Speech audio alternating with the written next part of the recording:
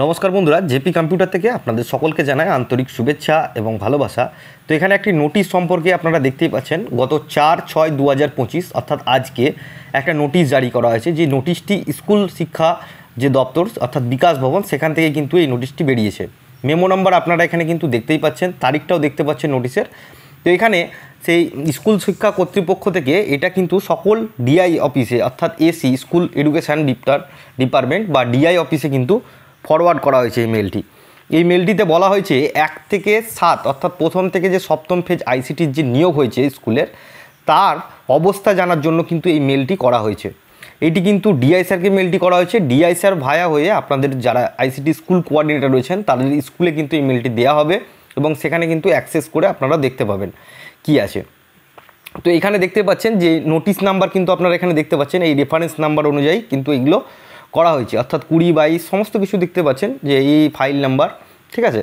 তো এখানে যেটি লেখা হয়েছে অর্থাৎ যে ডেসক্রিপশানে লেখা আছে যে ওপরের উল্লেখিত বিষয় প্রসঙ্গে এটি লক্ষণীয় যে স্কুল শিক্ষা বিভাগের উপযুক্ত কর্তৃপক্ষের আইসিটি স্কুল প্রকল্পের পূর্ব 1 থেকে সপ্তম ফেজ পর্যালোচনা করতে চেয়েছিলেন এবং সেই অনুযায়ী আইসিটি স্কুল প্রকল্পর 1 থেকে সপ্তম ফেজের পর্যন্ত এর বর্তমান অবস্থা মূল্যায়ন করার জন্য একটি গুগল ফর্ম তৈরি করা হয়েছে, যা কেবলমাত্র তার মেলের ঠিকানায় অর্থাৎ এই যে আপনি এখানে দেখতে পাচ্ছেন যে একটা গুগল মেলের অ্যাড্রেস দেওয়া হয়েছে তারাই কিন্তু সেখানে অ্যাক্সেস করতে পারবে।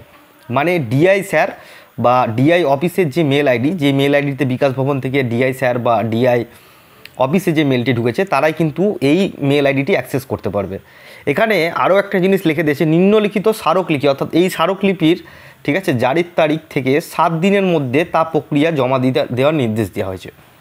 তো এখানে আরেকটা জিনিস আপনাদেরকে একটু বলে রাখি, এটা দেখতে পাচ্ছেন স্কুল, ঠিক আছে, শিক্ষা দপ্তর অর্থাৎ বিকাশ ভবন থেকে করা হয়েছে। তো এখানে অনুলিপি অবগত ও প্রয়োজনীয় ব্যবস্থা গ্রহণের জন্য প্রেরণ করা হলো পশ্চিমবঙ্গ সরকার স্কুল এডুকেশন পরিকল্পনা ও বাজেট শাখা যুগ্ম সচিব।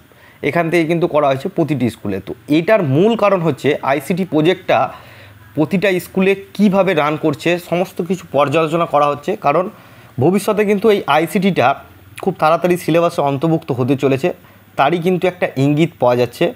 তাই প্রথম থেকে সপ্তম ফেজে যে সমস্ত আইসিটি স্কুল কোঅর্ডিনেটর নিয়োগ হয়েছেন তারা সকলেই কিন্তু এই নোটিশটি একটু দেখে নেবেন, কারণ এই নোটিশটি আসলে আপনাদের হয়তো খুব ভালো বলে অনুমান করা হচ্ছে।